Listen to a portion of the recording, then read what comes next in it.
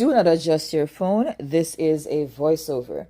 So I've been getting comments from my recent clients who got their passports that there's no occupation in it.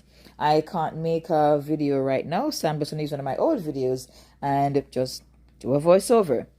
The new Jamaican passport, and I mean new as of 2023 April, does not have your occupation in it anymore. Many countries have removed this from their passport, and Jamaica has followed suit. When the application form is being completed, I have to ask for occupation because the application form still requests it.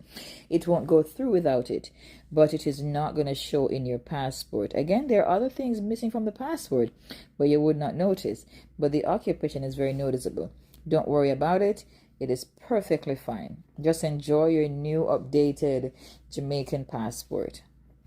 I am Gail. I own 876 Documents, and we help Jamaicans no matter where in the world they are with passports, birth certificate, driver's license, TRN, correction of errors, deed poll, addition of father's name, late registration, among other documents. There is no Jamaican passport question that I cannot answer, so please drop a comment if you have a question. Thanks for watching. Bye.